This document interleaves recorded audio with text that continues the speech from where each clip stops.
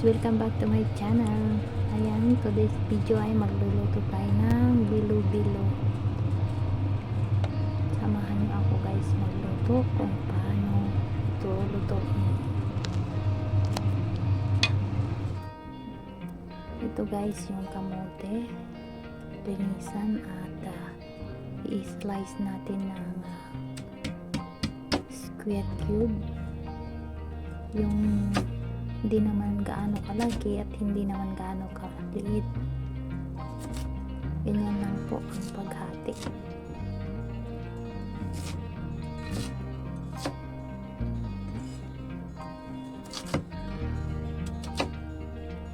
So ayan guys, nagka-crab kasi ako kaya gusto kong magluto na ito. So ayan guys, bilisan ko na lang ang pag-slice ng kamote para mabilis. Ngayon, ibabad natin sa tubig para hindi siya mangitim-ngitim. Keep aside. Tapos ito naman po ay glutinous rice.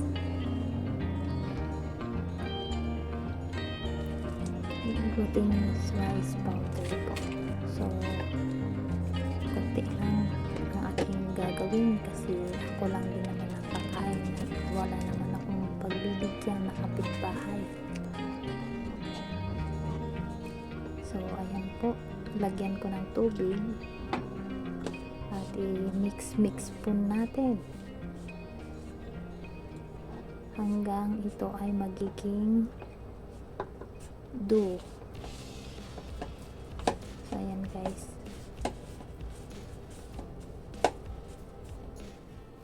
nagka-crabbing kasi ako kaya nakapagluto ako ng ganito. So ayan guys, malapit na siyang magiging dough at maya maya ay gawin na natin na bilog-bilog.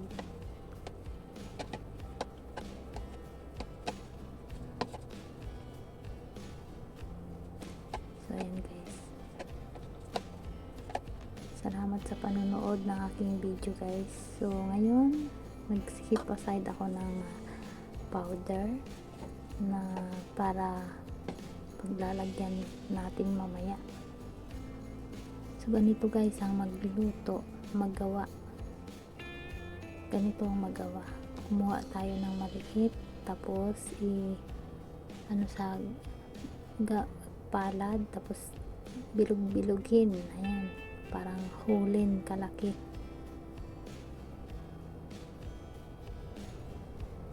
Ganyan, tapos ilalagay sa plato na may powder para hindi po sila magdikit-dikit at mas madali ilagay sa lutuan mamaya. So ayan guys,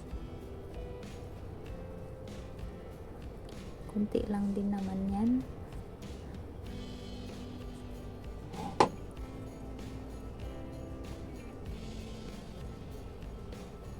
Lalagyan ng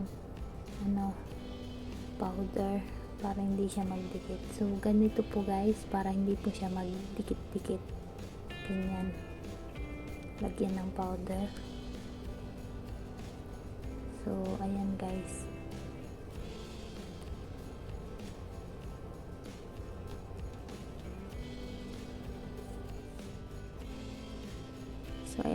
bibilisan ko na lang ang paggawa para mas mabilis at makapagluto na po tayo. Ayan.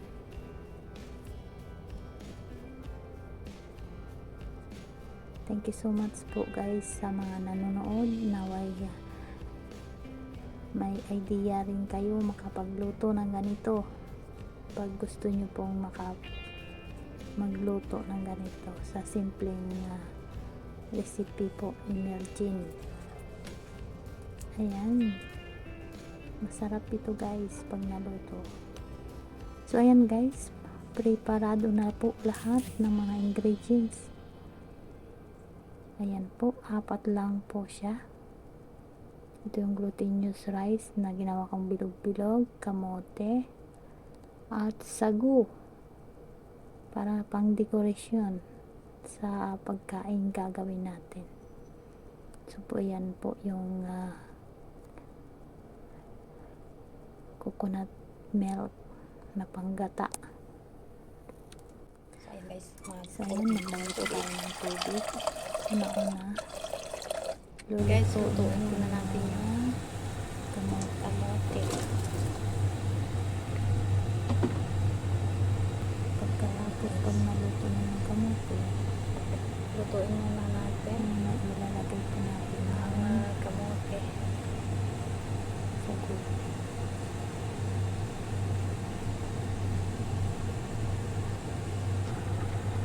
So ayan, kumukulo na. Lulutuin lang po natin konti yung kamote. Kasi po yung sagu, luto na. Niluto ko na. So ayan guys, yung sagu.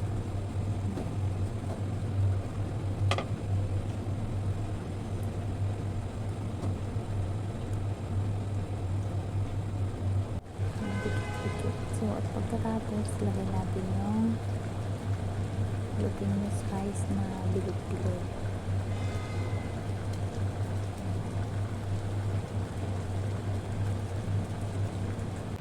Sigurado masarap ito, George.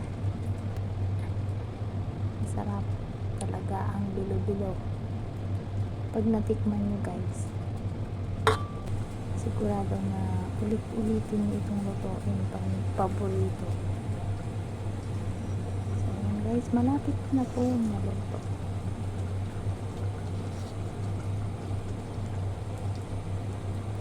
Sabi nga nila, pag lumitaw na yung glutinous rice na bilog-bilog, ang ibig sabihin na luto na po siya. Hintayin lang natin.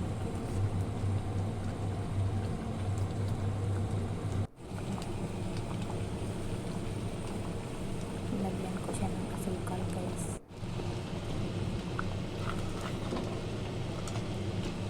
Depende po sa inyo kung gaano katamis ang paglagay mo. So ayan, ilalagay na natin yung coconut milk.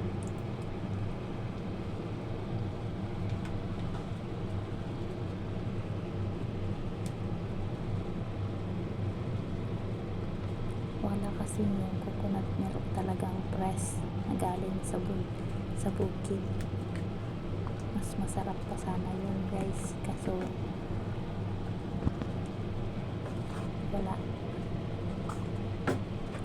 So yan guys, maraming salamat sa mga nanonood ng aking video. Naway may natutunan kayo sa aking video. Walang kwenta pero may natutunan.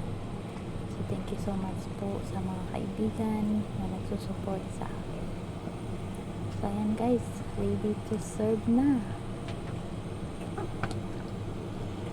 Pwede nang kainin. Mas masarap ito guys pag medyo malamig na po. So ayan guys, ito na po.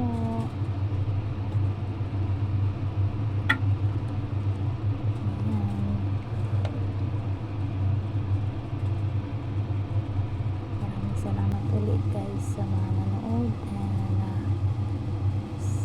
please subscribe sa mga hindi pa nakapag-subscribe, at paki-bell on po yung bell dyan sa baba para lagi kayong updated sa aking videos. Thank you so much and see you on my next video. Bye everyone. God bless.